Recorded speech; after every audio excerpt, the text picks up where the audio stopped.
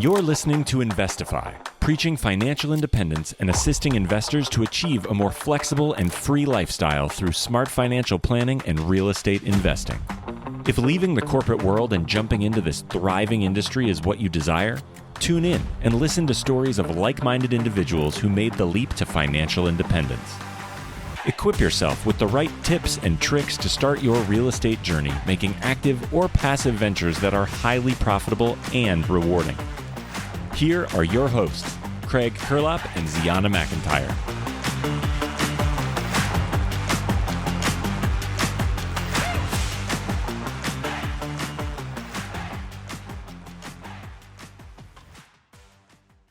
What's going on, everyone? You are listening to Investify. My name is Craig Curelop, aka the Fi Guy, and I'm here with my co-host Zeona McIntyre, aka Z Money. Z, how you doing today? I'm doing well. It's nice to have our fearless leader back. I imagine everybody's happy to hear your raspy voice. My raspy radio smoker voice. Yeah, it has been a wild month for sure. I developed a cyst on my vocal cords from using it too much. Ha ha ha! I know I should not talk so much. And then got COVID, and then Christmas happened, and then all this crazy stuff. So I'm back. Honestly, it's crazy. COVID didn't really wipe me out too much. Like the vocal cord thing has been way more annoying than anything. So I've kind of just learned I'm just going to kind of ignore it, and hopefully it goes away at some point. Yeah. Is your voice ever going to be back to normal? Is that part of it? I hope so, but if not, I'm going to look to getting into some smooth jazz music or something like that. And yeah, you must. Yeah. Be the next, I don't know, whoever a smooth jazz singer is. What's new with you, Z? Well, we've been dealing with the dishwasher from hell. I don't know if you know this, but we had an Airbnb guest here over Christmas, and somehow she fell on our open dishwasher. That was a first for me. Yeah, she took a corner with socks under her feet and then fell, which looked really painful actually, because there were a bunch of dents. And long story short, we had to replace the dishwasher. And so we got an upgrade and she paid for it, and that was all great. But then my partner thought, it's just a dishwasher, I'll install it, no big deal. Oh man, it's been a week of multiple trips to Home Depot, ordering parts on Amazon, getting our handyman over to just give us some idea of how to make it happen. It is in, so I think it's going to be fine. But man, it has been humbling. We will always pay for this going forward. The $90 installation is worth it every time. Every time. I've done that, and I've learned that lesson probably 90 times. It's worth it every time. Yeah. Awesome.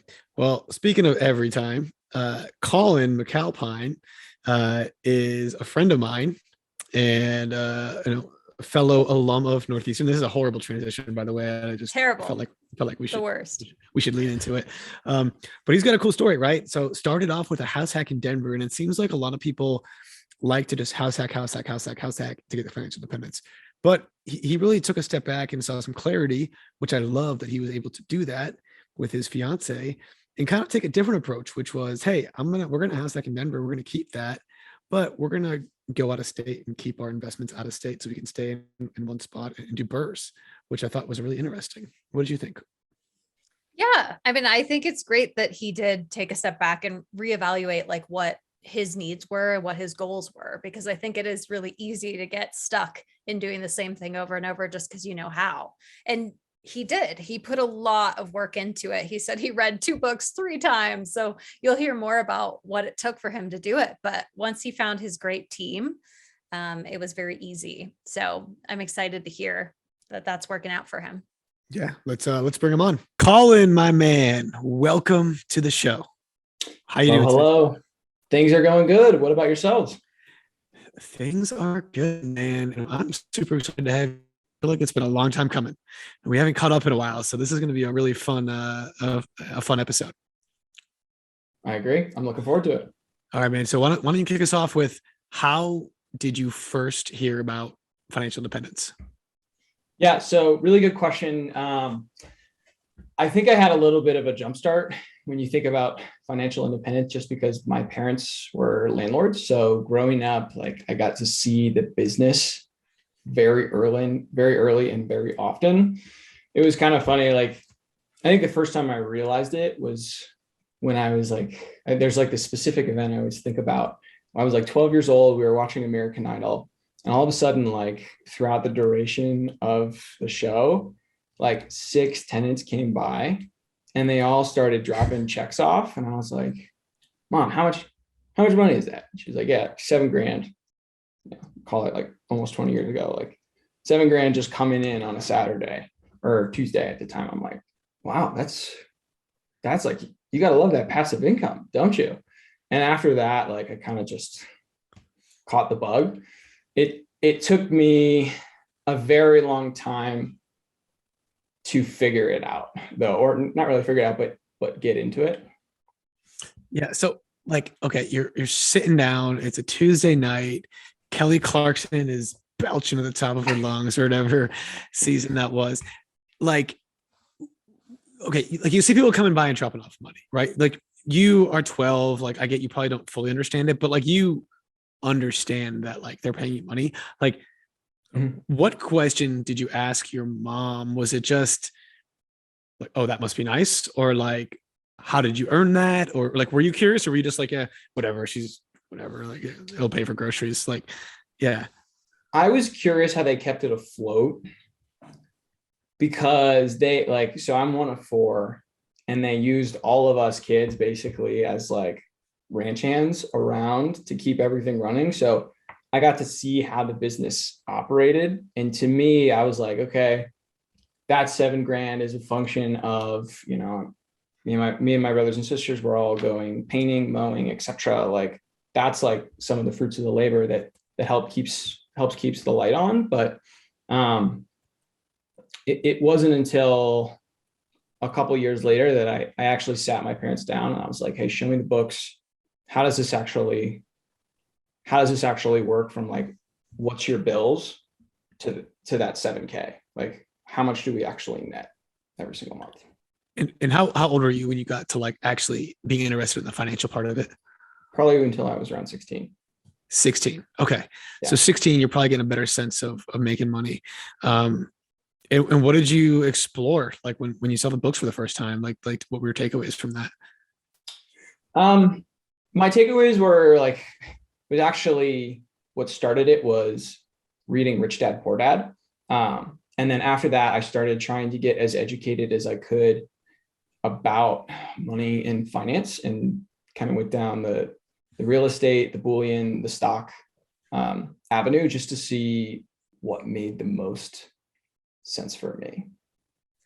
I'm really curious, like, what was your parents' strategy? Like, were these all single family homes or were they doing apartments? Like, what was their thing? So they were kind of in true form of the whole house hacking method, except what they would do is they bought houses by one of the biggest hospitals in Portland, Oregon, from where I'm from. And it's now like an awesome cancer research institute, but it was just growing at the time. And they would just plex the heck out of these houses. So any house that had an unfinished basement or had an abnormally large space for one unit, they would cut it in half, flip garages, just because the amount of housing in the area was so small for students and doctors. They just wanted a place to sleep. And so their goal was just like, how do we turn 10 houses into 30 units, basically? And that was kind of their motto. Dude, their house hacking before it was cool, man. Yeah, I love it. Yeah. They're living in a different era. So single family homes. So you probably like, because they're single family homes, I think it's a little bit more digestible for a 16-year-old than like, you know, if you drove by like a Trump Tower or something and you're like, oh yeah, my dad owns that. It's kind of like, what does that even mean? And so, you know, you're seeing these books. The takeaway is that, okay, like, you know, you make these investments, they give you some passive income. You see the $7,000 a month coming in. Like, what did you ever see your parents like stressed about it, or like was there any sort of downside that you saw like growing up? All the time. They the thing that my parents did is they worked in the business like a lot, like almost, and they were a great team, right? Like my mom was awesome with the books and my dad could build anything. But as a consequence, like between her running the books and managing the tenants, they were the full-time property managers and maintenance staff. And so they were really stressed about it because they had the role of like the deal maker and the actual portfolio owner on top of the property management and the maintenance. And I think it was just a lot for them to manage successfully and scale. So that was the biggest thing that they struggled with. And as a consequence, like they kind of plateaued in how much they could do because it was all a function of their time and energy. I think that's like a boomer mentality.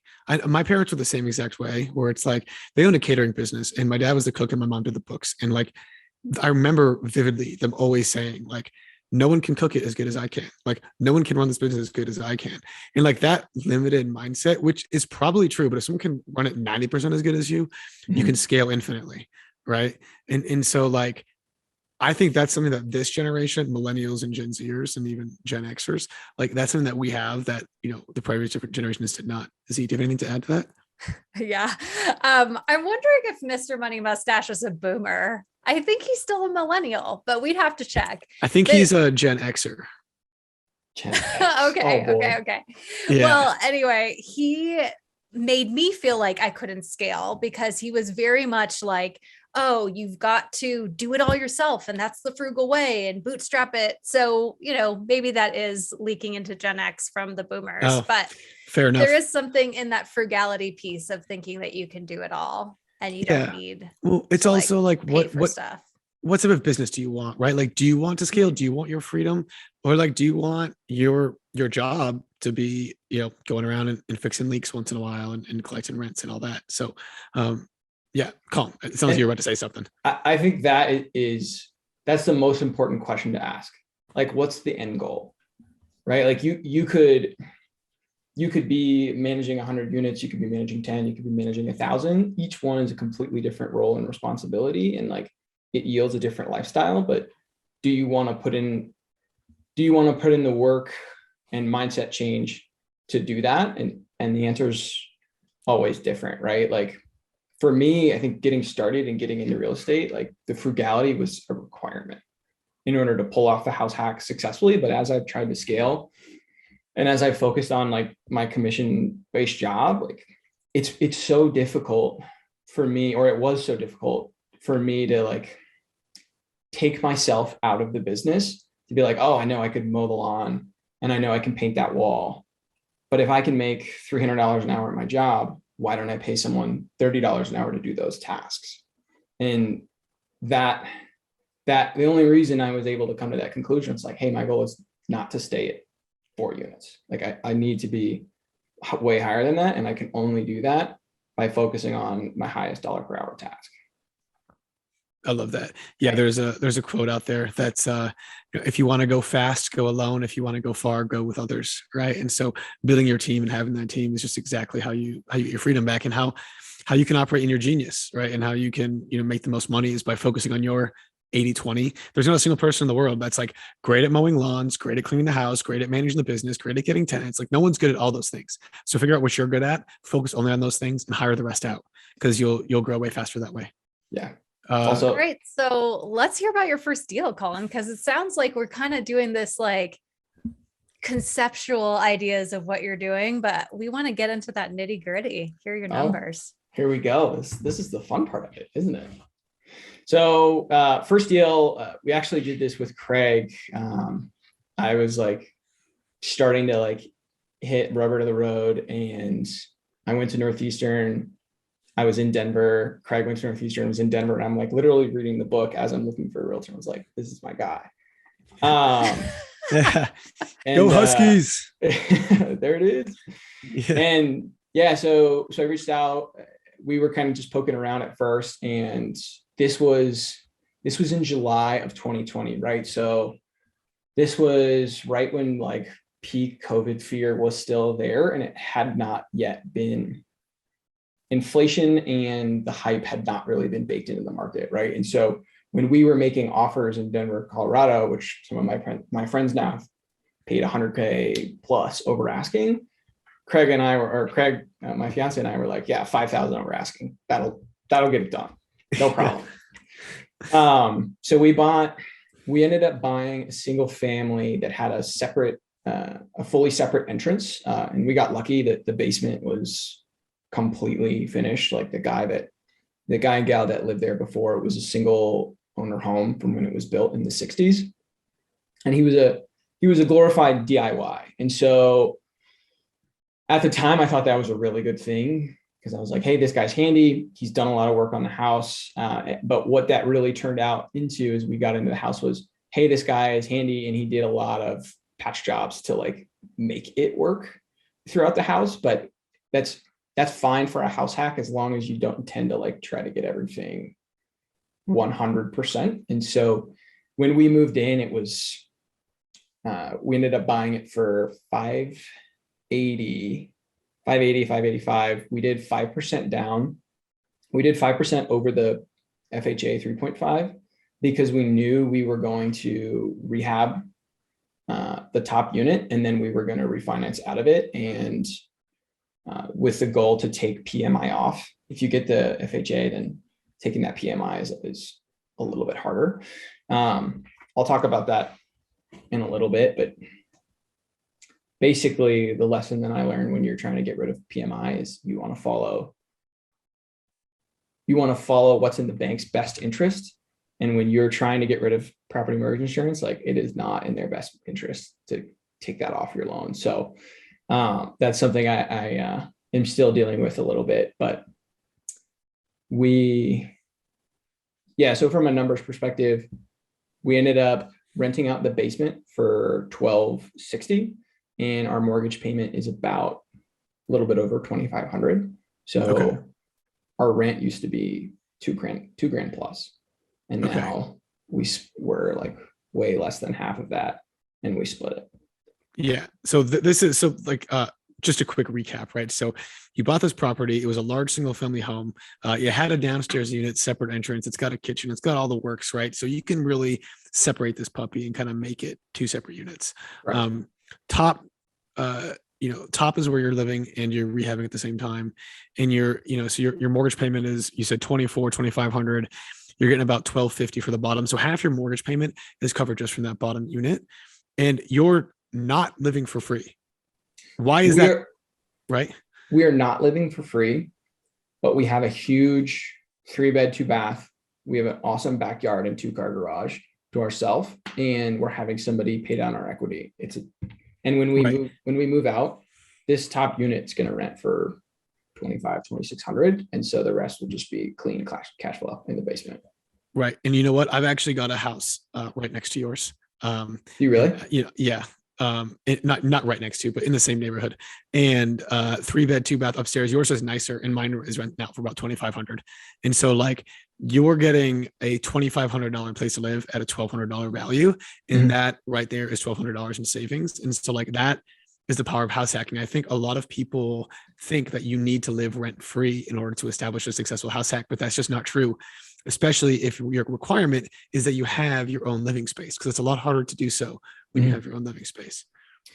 The other thing that I think is really nice about at least the Denver market and any high appreciation market is this 5% down that we put in plus a little bit for rehab very quickly is going to turn into a deal with a lot of equity that we're going to be able to borrow very cheaply against because of the appreciation we're going to see in that market. And it's going to make it a heck of a lot easier to use that money for my long distance deals and where I'm only going after houses for $100K.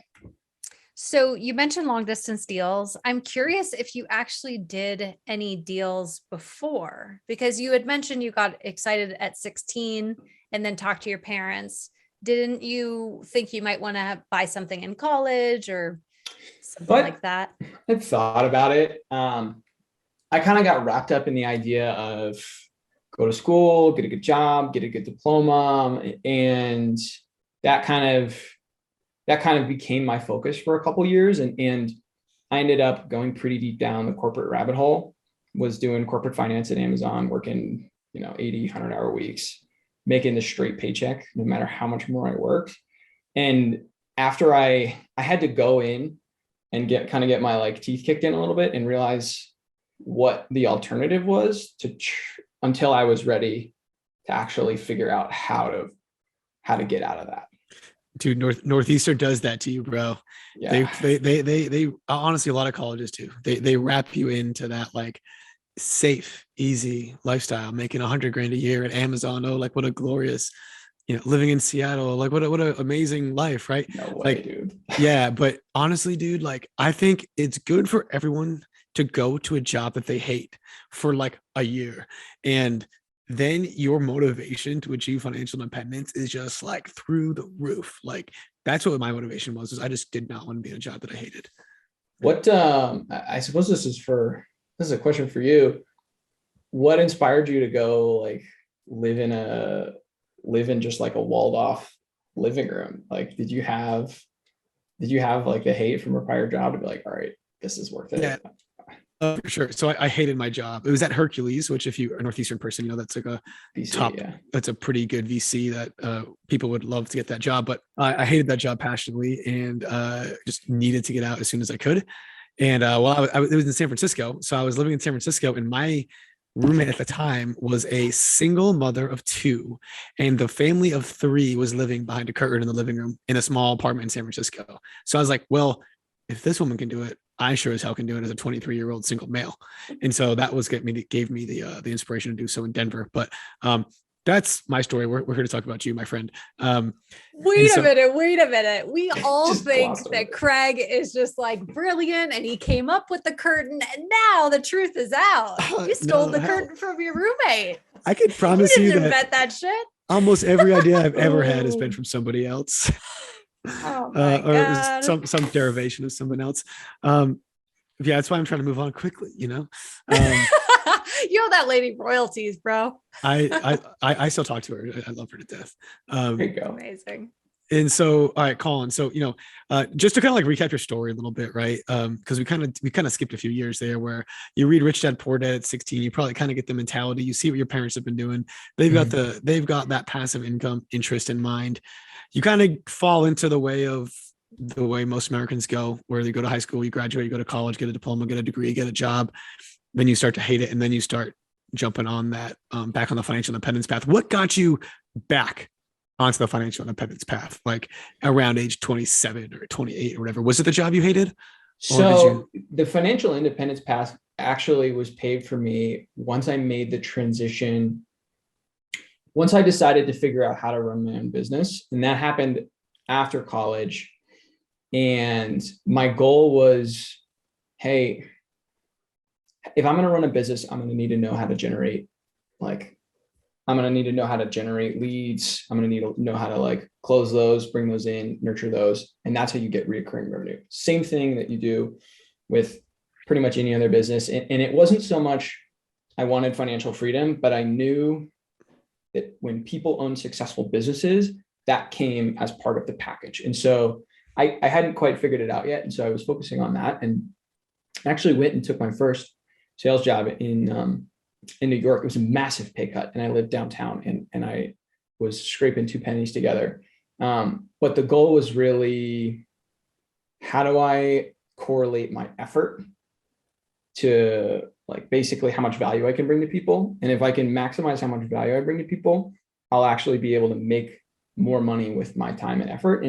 And once I started doing that, my commission check started to get big enough to a point where I could actually make sense of my first deal. And I think it was important for me to get to a point where I could directly be like, okay, here's 10K, here's 20K, whatever, and just go and turn that into a real estate deal versus, hey, let me sit on my paycheck and sip off 20% and have enough for a deal in a year and a half from now. Okay. So how did you get from New York to Denver? So I don't actually talk about this very much. But Beck and I have been doing long distance for 18 months, and we kind of taken trips back and forth. I didn't love it in New York, and I was just trying to figure out the best way to get there.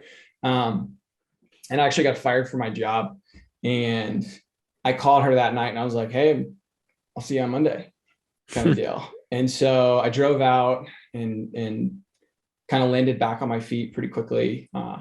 It only took me like 4 days to find another job. It was kind of funny. And that's kind of where I got started. And after that, I just started listening to BRRRR like most people do. And 2 years later, like found out the idea of house hacking. And it was I think the most important thing for me was just taking that first step from, hey, I'm listening. Hey, I think I can do something, to actually running the numbers, creating actionable goals to look at, to like run like a comp analysis a couple times a week. And all of a sudden, once I started doing that, after, BRRRR kind of put me in the right direction, then we actually started looking at houses, and we talked to you and a couple other realtors. And very quickly after taking those first few steps, it was like, holy crap, we just put an offer on a house. How did that even happen? And what are we going to do now? So now that you've been house hacking over a year, what would you say are some of the pros and some of the cons that you've kind of experienced? The pro is that it helps mitigate lifestyle creep, because so much of people's biggest expense is rent. And when you have somebody else paying a majority of the bills, it's a lot easier to have more money to focus on other things. But I think the biggest pro is more of the conceptual change that happened to me, and also the conceptual change that happened with Becca, my fiance, because I knew that I wanted to dig into real estate, and I knew that was my industry. But it's one thing coming off as an idea guy, like every other week I'd be like, oh, I have this new idea. Let me go run with that. And I was a chicken with my head cut off, and I could never focus. And this was the first thing to where I could actually be like, here's a result, here's money coming in every single month, and this works. And that was kind of the step one for her to be like, okay, this can work. How do we scale this up? And you have my support versus, oh yeah, like that's another idea. And the biggest con is, if you want to raise a family, I know that we're not going to do it in a house hack. So we're probably going to have to find another house if we're going to do that. Yeah. So like, was there any convincing at first, right? Like before the concept was proven, like you were listening to BRRRR, you were convinced. I suspect Becca was not listening to BRRRR. So, what tips do you have for someone that, needs to convince, persuade, or whatever, like get the spouse on board? Speak to them in their language. Like, what do you mean by that? Like, tell her how many shoes she can get.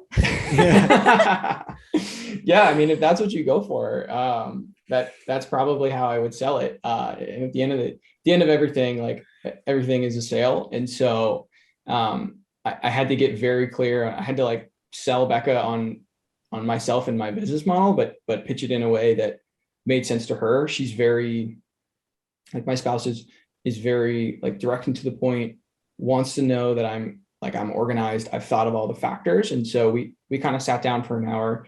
And once we ran through the numbers and actually said, hey, here's what our debt's going to be, here's what our income is going to be, worst case on both of those, and we're still going to be way out ahead. And like, if it doesn't work out, that was kind of always the question of like, hey, if this house hack doesn't work out, what can we do?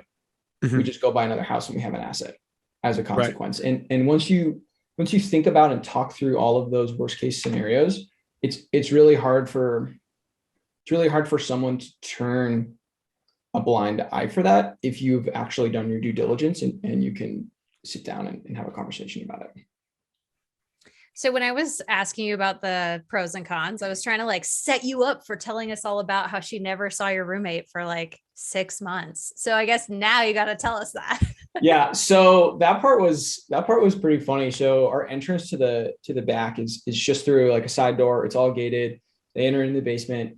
You never hear from them or you ever talk to them. And our tenant works in landscaping. And so he would leave at 6 a.m. and he'd come back, in the middle of the day while we're on work calls. And so I don't know how it worked out, but after he moved in, like all of a sudden Becca was like, oh, there's more money in our account. Great. And we never really heard the guy. And like 6 months later or 5 months later, she's like, Colin, I finally met the tenant. He's a super nice guy. I'm just thinking to myself, like, how he's been living in our basement for months and you've never met him. Like, I know it's an ideal scenario and not everyone runs into it, but I was just really worried about it when we first got started of like, hey, how much noise is this guy going to make? And as a consequence, I made sure that I rented to somebody who was single and loved to play video games. but you not can listen hear loud. video games. Yeah, Yeah, especially if they get headset into on. it, like Call of Duty. People get too into that game. Yeah. Are both of you speaking from personal experience right now? Maybe. I am speaking from the experience of living in a condo where I could hear somebody playing some super intense game. So it might have been Call of Duty, but I was like, what the Probably. heck? Probably Yeah. was. Yeah. But I'm wondering about noise because my partner and I have been looking at some up down kind of duplexes, rental basements.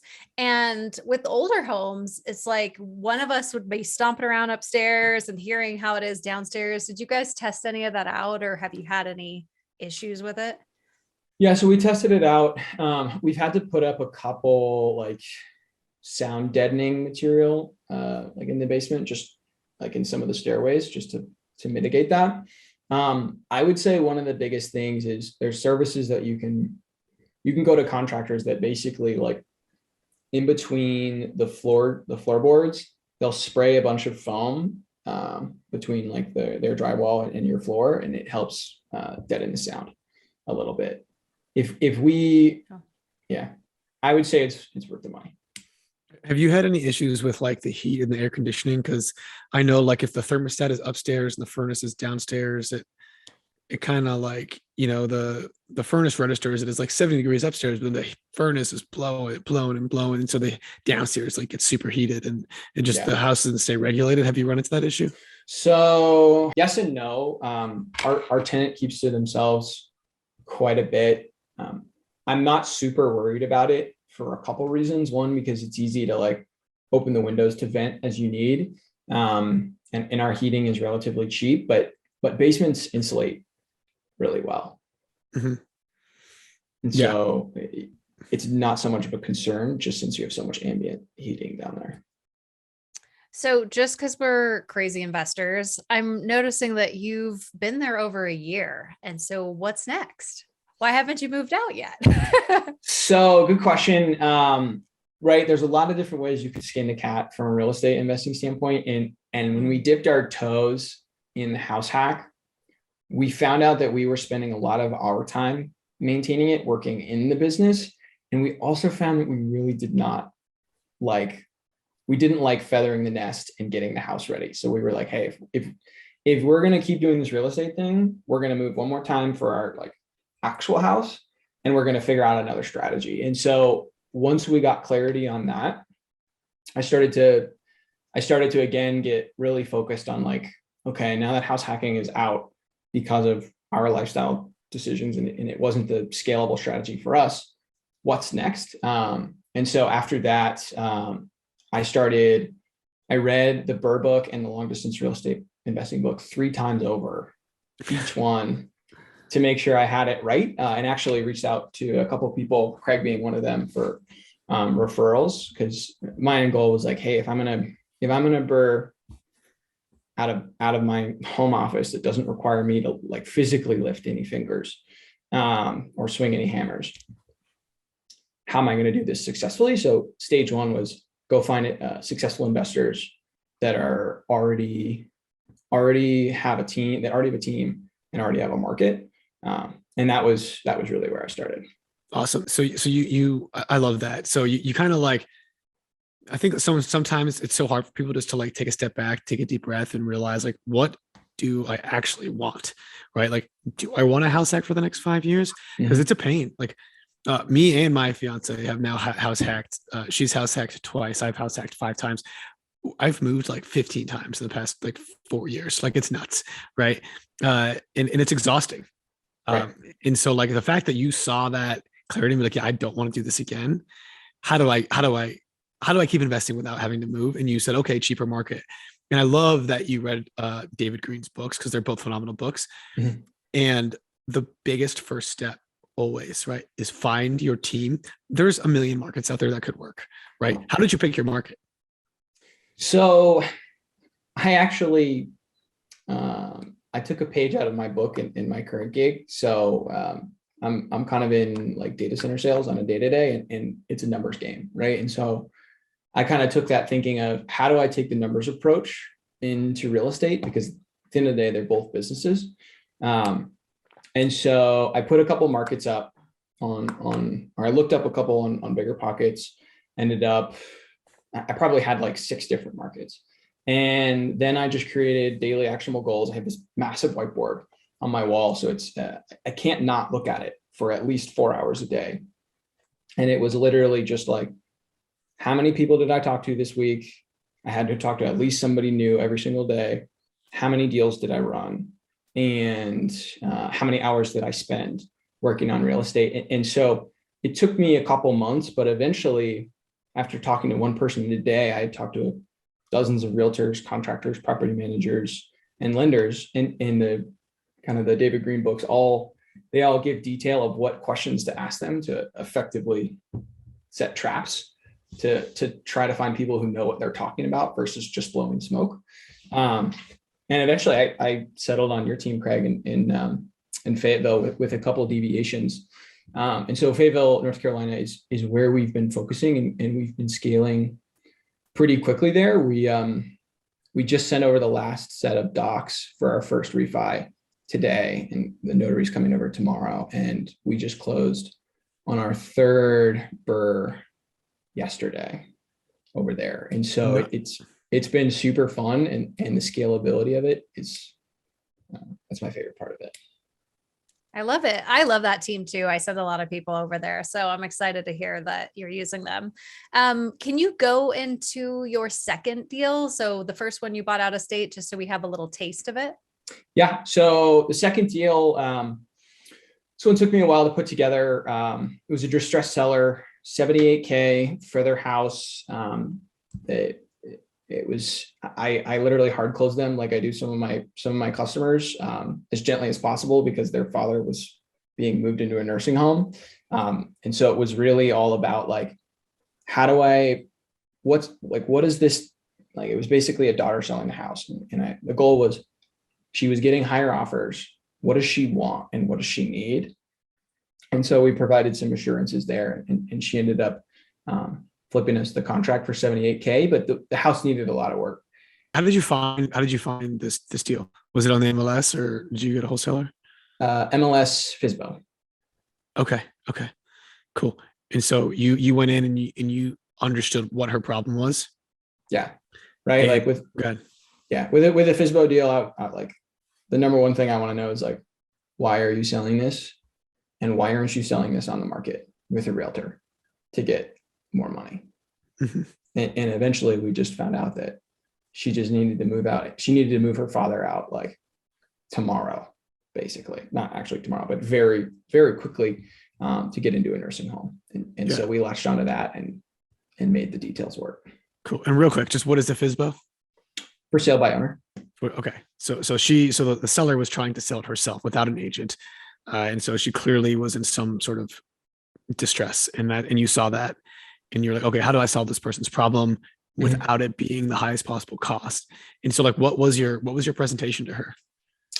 So my presentation to her was mostly around educating her on the sales process as best as I understood it, because I had never really gone through it. But I know why deals fall through, just because I deal with it on a regular basis. And it was, hey, if somebody's giving you higher offers and they've never walked it, and they're not putting any earnest or due diligence down, and you need to move tomorrow, like, that's a lot of risk. And if you want to get more money, can you afford to take on that risk, even though you have to move out very soon? And after we kind of walked her through that, she was just like, crap, I need to sell this. I like you. You've walked the property and you know that you can close on it. I want to go with you. And then once I heard that, I called out my realtor. I was like, send her the documents right now. I'm on the phone with her. I'm going to walk her through it. Sweet. Awesome. That's great. I'm curious about how you did the funding for that, because getting loans under 100,000 are sometimes really tricky. So did you do this cash, or what'd you do? Yeah. So this one, Becca and I had just saved up after a year after our house hack. And so we did this one plus cash. And you're right on the under 100K loan. That's a sticking point for a lot of people. So what we did is we did delayed financing on there, and we wanted to turn it over quickly. But the goal was to make sure that the rehab or the refi amount was at least 100K. And so do you want me to explain the delayed financing part? Dude, can you read my mind? Yeah. What is the delay? Like, what is delayed financing? Yeah. So delayed financing, check with your lender to see if they do it, but it's basically when you put the contractor's quote on the settlement statement before you close, and you actually wire the funds with your closing funds, right? So to give the example, when we bought the house for 78, we knew that the property was going to, cost roughly 35,000 to rehab. And so we wired the extra 35K with that. And so what we had worked out with our lender is when you put everything out all up front early and you're done with the rehab, you can refinance right then and there, right? It takes 3 weeks, 4 weeks to refi, but you don't have to wait the typical 6-month seasoning period when you do delayed financing, if your lender allows it. And does it refi at the appraised value as if the rehab is already completed? Correct. Oh, wow. Okay. So what did it appraise at then? 135K. Look at that. So that's what, $28,000 higher, or $22,000 higher. So did you pull that money out, or what did you do with that extra money? So we have the notary coming over tomorrow for that. And so we're pulling all of what we can out. We're going to end up leaving roughly like 15K in the deal, but in my eyes, roughly 10% down on 135K for an investment property is great. And we're going to go flip that into another BRRRR. I think that's one misconception people have with BRRRRs too, is they think that in order to be a successful BRRRR, you have to refinance all your money out. But I would say, I always that's a home run, right? Like it happens, and it happens frequent enough to it not be like, whoa, right? Like it happens about as frequently as a home run, right? Mm-hmm. Maybe one in every a couple hundred at bats. Like it's getting a property for 10% down is a win. That's a solid double. And that's how you scale. That's how you grow. And so you've already got 3 properties out there, and you're kind of just employing that same strategy to scale out in Fayetteville. Yeah. It's basically, we're at a point of rinse and repeat. Like I've run numbers enough times, and I've seen enough, like that town is block by block sometimes. So I've kind of seen enough areas to be like, hey, let's not look here. I don't want D-class tenants. And let's focus on these types of areas. So I think just by getting the reps in, I am so happy with hitting a single base or a double base hit. I would prefer to just be in the business of doing that. And if by consequence of me building relationships with realtors and contractors, they say, here, I know this guy can close, I'm going to give him the home run. That's what you want to be in a position to, take on opportunistically. Yeah. I just want to highlight that you went out of state. And usually when people are looking at that, they're looking at, okay, we have an expensive home option in Denver, and even at 5% down or 3.5% down, I'm going to have to cough up 50K, or I'm going to go buy a cheap house in one of these other secondary markets. But if I'm doing 20% down or more, I'm still at that 50 or even 70K with closing costs, right? So this BRRRR is really a home run, getting to do only 10% down and not having it as a second home loan that brings up your DTI or something that had to be Airbnb'd. So I just wanted to highlight that, because a lot of times people don't realize how much money is involved in these deals. Totally.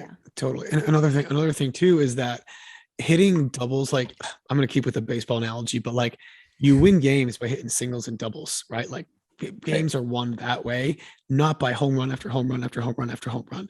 And so I see people all the time trying to analyze. And if it doesn't pencil out to where they're getting all their money back and there's a 10% cushion, they're not doing the deal. Well, that just means you'll never do a deal. Right. And if you never do a deal, you're never going to build wealth. You're never going to get rich. And all this equity and appreciation that's happened in the past year or two, will not be in your back pocket. And I think it's really important to factor in other people's time into the equation, right? Because people always do what's in their best interest. And if I was going to be the investor to go, ask my contractor to go check out all these places, go and my realtor, have them walk them, give me real firm numbers. And I do that 100 times and I never write an offer because it's not like it doesn't do 100% BRRRR. They're never going to work with me. Nope. And if they never work with me, my strategy is never going to scale. And so I would rather leave a little bit more money in the deal and keep my people happy. So then that way, like it's got to a point where I can call them at any point of the day. Sometimes I might call them too late and they're just like, what do you need? Let's go. I love that. And I love that. that's the position I want to be in. So good. I'm curious just with the lending piece, because you're saying this is your third house now and you're only doing the refi now. Was there a period in between that you had to wait between closing and being able to refi? Usually that's about 6 months if you have 2 loans, but since you didn't have a loan on the first part of it, just curious if there was like a seasoning period.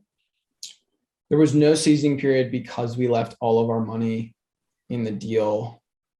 We put it all in the HUD up front, and I'd confirmed with my lender that if we did that, we could refi as soon as we were done, which was about 4 months later.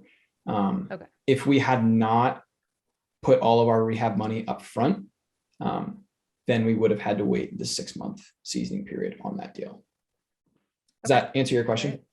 Yes. And I have a little follow-up is it's usually more expensive when you do a cash out refi. So did you notice that interest rate wise that like made it not as sexy, or was it really negligible? So we found a lender that focuses on working with investors, and our actual like financing cost was roughly like $3,500. And we were able to get that really cheaply just because of how they operate it. I'm not the expert on how they run their business, but they make their money selling the loan, and they're happy to pass that on to us. Cool. All right, Colin. So I want to get a quick, like, just zoom out update, like where you are now. So you've got one property in Denver. Basically, when you move out of that, it'll cash flow you about $1,200 a month or so. How much passive income are you getting from your Fayetteville properties? So the one that we closed on yesterday is nothing. So the first one, our debt obligation is going to be roughly $589, and the rent is $1,200 on that. And so after property management, CapEx repairs, it'll be roughly right around $400 a month in cash flow that we'll pull off of that. The next deal is, I think it's worth talking about. So we're not really cash flowing. Like we're making $100 a month on this deal, really, but we're getting compensated for taking on somebody else's problem. So when we bought this deal, the property management company, while we were under contract, re-signed the tenant's lease. And so I was just like, oh my God, what the heck is going on? And that's, I think that was always part of it. And that's why we got the deal so cheap. So we bought the deal for $75K, ARV in the area is like 150. And so for me, I was like, this is a no brainer, but the kicker was I had to hold on to this tenant and collect less than ideal cash flow for a year, with the goal of in a year from now being able to do a perfect BRRRR. But we're only able to do that by holding on to an under rent tenant. This is basically what like commercial multifamily real estate investors do, right? They find a property where rents are super low. They go in, you have to assume the rents until the lease expires. Once the lease expires, they bump up, and that increases the value of the property for a multifamily. Now, for a single family, it effectively would too, right? Because if you're going to sell it back to an investor, they're going to want to know what that is. But I love that, right? Like, why not take a $75,000 haircut? Sure, deal with less than ideal rents for a year, but you're going to get paid $75,000 for it. That's a salary, right? Yeah, like no brainer. I'm getting started. Like I'm doing this at 28. Like if I do delayed gratification deals for the next 10 years, like I don't need this to bear fruit for me right now. But I know that once it like the system gets stabilized in a year from now, or a year plus 4 months for the rehab, then that deal is going to rent for $1,400 a month. And my debt obligation on that is $500, like after most things. So I would rather just stack those good deals and just take a year of delayed profits to get that. Yeah, love that, man. You're a smart dude. I love that, and I love that you took action quickly, even during COVID in 2020, because I'm sure that you've been paid quite nicely. I'm sure your house has probably appreciated 100 grand plus just in the 18 months that you've owned it. So, It has. yeah, the final four. So let's move into the final four. So Z, kick us off. I know, but you didn't ask him if he had any final words of wisdom. Oh, I'm And rusty. I just wanted to know. Colin, do you have Colin. any final words of wisdom for our listeners? Yeah, this is nothing new. Just pick like one or two things. Like you can be like, I think it's really easy to get distracted in like, do I house hack? Do I long distance? Do I BRRRR? Do I go commercial? And it's just like, do one thing that you like and just get laser focused on it every single day. And chances are, if you spend all of your like free energy on one thing, it's going to work out versus diluting that and never taking action. Yeah, it's funny. Like literally, I got a notification that The One Thing, which is a book that talks all about that, just came in on my phone from the library, like right before we started recording. So I was like, yes, Meant to be. The One Thing. Totally. So this is a good segue. Our first question for you is, what are you reading right now? So I am reading, I'm actually taking a step backwards. So I'm reading How to Buy and Manage Rental Properties by Irene and Mike Millen. It's a super old school book. My dad actually gave it to me. And the premise of the book is focus on the tenant, because the tenant is the asset. Right? Like it's the thing that actually pays you money for your house, or they are. And especially I'm reading it because especially in cheaper markets, like it's really like I see 2% properties all the time where like you can have a super cheap rent, but your debt obligation is almost negligible. But it's like, what is that tenant going to do to your house? And are the people you want to attract the people who want to make a home out of your house, or the ones that are just going to live there and destroy it and cause you more headache down the line? Amen, brother. Colin, what is the best piece of advice you've ever received? Play to your strengths and outsource the things you're not good at. I love that. That was the theme of today. Yeah. Teamify. Oh, number 3. Are you sleeping on the seat? I'm looking at it right now. A little bit. I was excited. So what is your why? My why is all centered around family and freedom of choice. I would really love to wake up and kind of intentionally live my life of how I want to spend my day, how I want to like help hang out with my kids and raise my family, like when we get there. And so I'm actively planning all of these things and taking all of these steps. So when I get to that point where we need to raise a family, like we're ready to go. And that fires me up. And also like when I get to a point where I don't need to, wake up at 7 a.m. and work till 7 p.m. on my W-2, like there's a lot of other personal interests I would love to get involved in, and life's short. So why not do the things you like? That's great. Love that. You should read the book. This is off topic, Lifespan, because then your life will be a lot longer. They're saying that you could live to 150. So, well, what do I got to do? Read that book and then you'll understand it. There's a whole podcast on it, so we can't go into it now. But yeah, it's really interesting. All right, brother. Last question is: have you ever gone to a corner store and stolen a candy bar? I've never done that, but in college, I was a huge klepto when I was in Europe. And I would take beer glasses everywhere I could from the bars. You have to pay taxes on stolen property, right? Does that mean I'm going to be on like a foreign list? Yeah, probably. They're probably looking for you right now, so I wouldn't go back. I wouldn't be surprised. Yeah. Awesome, Colin. Well, where can people find out more about you if they want to hit you up? Yeah, you can check out my Instagram, C_McAlpine, MC, and then Alpine.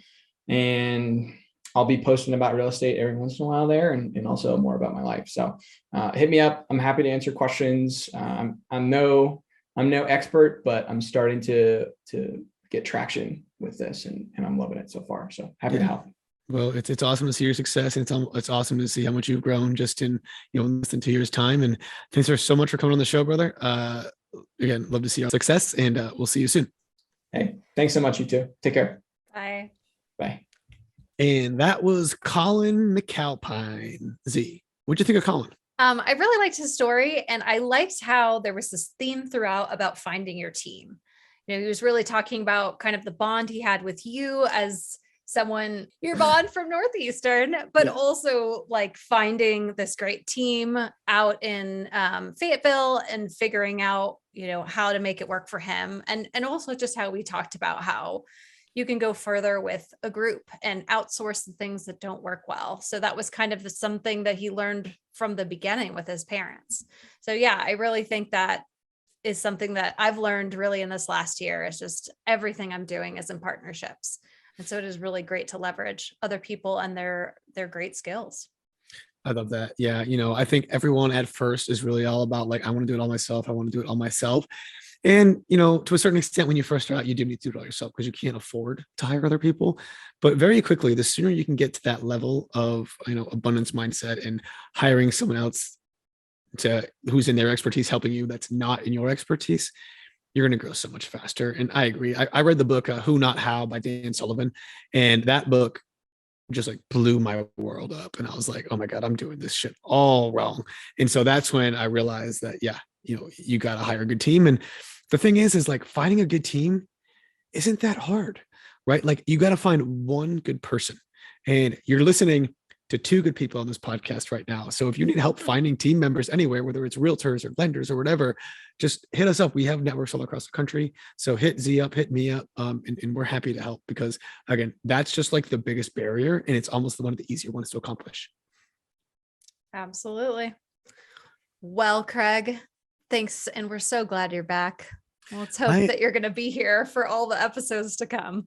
Yes, I'm so glad to be back. And thanks for subbing in my absence, Z. I appreciate it. That's why we're such a great team. For all the audience, if you would please remember to leave us a rating or review on iTunes. We greatly appreciate all the feedback. Let us know. Hit us up on Instagram. I'm at the Fi Guy. And Z, what's yours? Zeona McIntyre. Zeona McIntyre on Instagram. And let us know how we're doing. So we will see you guys around. See you next week. And peace out. That's it for this episode of Investify. We hope that these nuggets of real estate wisdom lead to more savvy financial planning and a clearer path towards financial freedom. For more content like this, subscribe to the show at investify.com. Don't forget to leave a rating and share it with your friends. Together, we can transform more real estate newbies into successful and clever investors. Thank you so much for listening. See you on the next one.